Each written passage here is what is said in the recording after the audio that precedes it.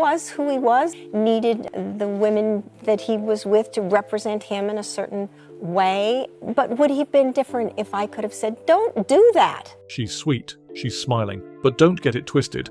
Sally Field doesn't suffer fools.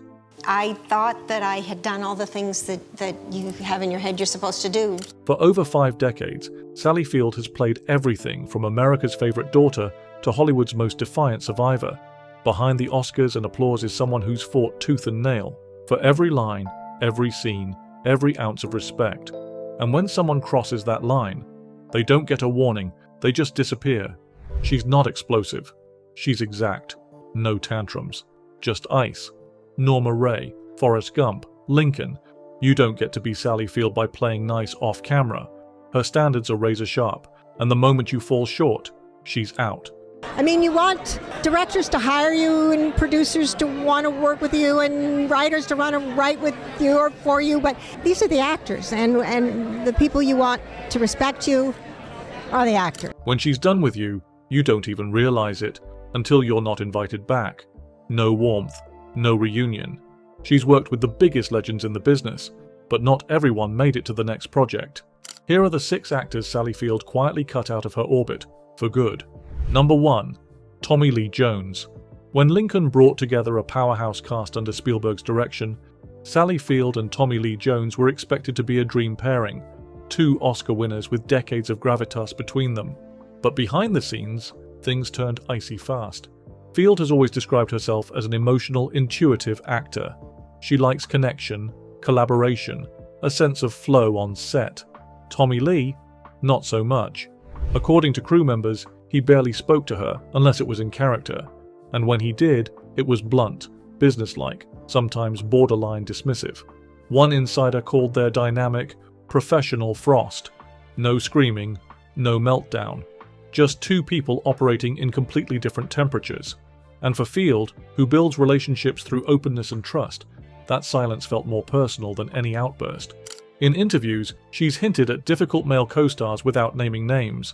But during one panel discussion, when asked about actors she'd never work with again, she raised an eyebrow and said, "Sometimes chemistry only exists on camera, and that's fine, as long as the camera's rolling." It wasn't sabotage, it wasn't a feud, but the message was clear. Tommy Lee Jones was never in her circle, and never would be. For Sally Field, cold professionalism isn't enough. She needs warmth, respect, and humanity. And when she doesn't get it, you don't get a second round. Number 2. Burt Reynolds. It started as a Hollywood fairy tale. 2 charismatic stars who turned their on-screen spark into a real-life romance.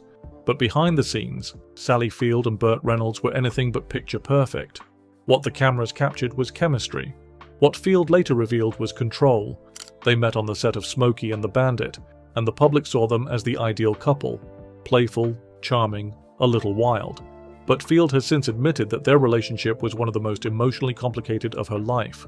In her memoir, she described Reynolds as controlling and dismissive, especially when it came to her career. She said, "He liked the idea of who I was, but he didn't really like me." That single quote cut through decades of speculation. For Field, the problem wasn't just the romance, it was the way it bled into her identity. Reynolds, she claimed, wanted to mold her, guide her, silence her in subtle ways. And for someone as independently driven as Sally Field, that was unforgivable. When asked why she stayed with him for so long, she replied simply, "I was trying to be enough, but I never was." After they split, Reynolds reportedly tried to rekindle the relationship several times, but for Field, the chapter was closed. Not with anger, but with clarity. Her silence wasn't coldness, it was survival, and she's never looked back. Number 3. Michael Douglas. In Bob Roberts, 1992, Sally Field and Michael Douglas shared the screen, but not the energy. Their dynamic behind the camera never matched their polished professionalism on it. According to insiders, the clash wasn't loud, it was simmering, and it had everything to do with control. Field, known for her thorough preparation and emotionally precise performances, found herself at odds with Douglas's style. He came in fast, dominant, assertive, a commanding presence that didn't leave room for collaboration. Field reportedly felt steamrolled. His decisiveness was seen by her as inflexible, his authority on set, stifling. He filled the room before the scene even started, one crew member once said, and Sally hated that. What bothered Field most wasn't Douglas's acting, it was the atmosphere he created. Field once hinted in an interview, "There are people who walk onto a set and demand respect. Others earn it." The comment was never directly linked to Douglas, but the timing lined up. She didn't name names. She didn't have to. Tension reportedly built slowly, scene after scene. Field kept her composure, but the crew could sense it. Moments of cold distance, clipped reactions, and a growing sense that she was simply enduring the shoot. After Bob Roberts, the two never worked together again. No major feud, no explosive interviews, just a silent retreat from ever crossing paths professionally again. And in Hollywood, that's as clear a message as any. Number 4. Tom Hanks. It's hard to imagine America's Dad and Sally Field clashing, but it happened. Their 1988 comedy Punchline cast Field as a rising stand-up comic opposite Hanks, who played her eccentric mentor. On screen, the chemistry worked. Off-screen, not so much. Field, who approached the role with classic actor's discipline, studying timing, rhythm, and nuance, reportedly grew frustrated with Hanks's looser improvisational style. He was riding the wave of early success, bringing infectious energy, but also unpredictability. To Field, that spontaneity wasn't refreshing. It was disruptive. "There's a time to play," she once remarked, "and there's a time to do the work." What's the matter, Mama? I'm dying, Forrest. According to production whispers, rehearsals became tense. Hanks, still finding his footing in dramatic work, would go off-script during emotional scenes, while Field tried to ground the moment. She didn't appreciate the unpredictability. It threw off her rhythm. One scene reportedly took over a dozen takes, not because of technical errors, but because the energy between them was misaligned. It wasn't personal, it was professional. Field has always respected the craft, and she expected others to show up prepared, focused, and disciplined. Hanks, still evolving as an actor, just wasn't in the same place. After Punchline, the two never reunited on screen. Despite both achieving massive success, Hanks with Forrest Gump and Field with Mrs. Doubtfire, they traveled different paths. No public feud, no gossip columns, just a quiet, mutual retreat. For Field, that silence said everything. Number 5. Kevin Kline. While they never made headlines for drama, those who've worked behind the scenes say the tension between Sally Field and Kevin Kline during Soap Dish was unmistakable. On paper, it looked like a dream pairing, two accomplished actors in a sharp Hollywood satire. But once the cameras stopped rolling, it was a different story. Field, ever the precision-driven performer, found Kline's loose, improvisation-heavy style distracting. He brought flair, spontaneity, and unexpected pauses, traits that audiences loved, but for Field, it disrupted her flow.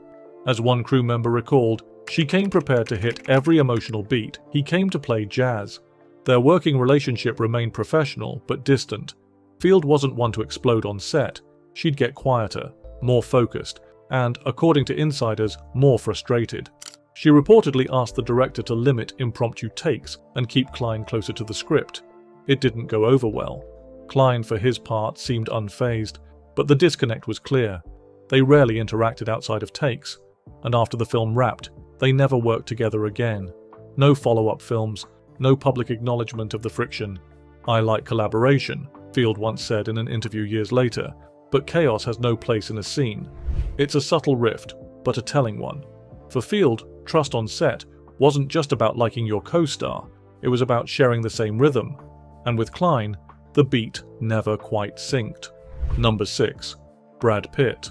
This one didn't happen on a movie set, but it left enough of a mark to become industry gossip. During an award season panel in the early 2000s, Sally Field and Brad Pitt found themselves seated side by side. Cameras were rolling, the atmosphere was polished, professional. But according to people in the room, the vibe between them turned ice cold. Pitt, still riding high off Fight Club and Ocean's 11, reportedly interrupted Field during a thoughtful response, cutting in with a joke that didn't land. Field, known for her poise, barely reacted, but observers said her body language changed immediately. Crossed arms, distant gaze, one-word answers. "She doesn't suffer fools," a fellow panelist later told a journalist, and she definitely didn't appreciate being talked over. Later that evening, Pitt attempted a friendly follow-up, an apology, maybe even a charm offensive.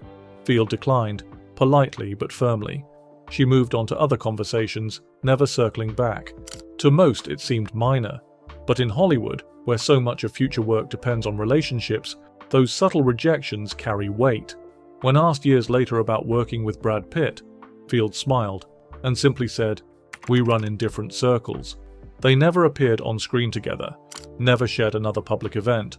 No bad press, no blow-up, just nothing. And that silence? That's all the confirmation anyone needed. Sally Field doesn't need to slam a door to close it. She just stops knocking. Her legacy isn't built on scandals or feuds, it's built on boundaries. Quiet, firm, unwavering lines drawn between her and anyone who disrespected the craft, the moment, or the space she worked so hard to own. In an industry full of noise, she mastered the art of silence. And once she closes a chapter, it stays closed.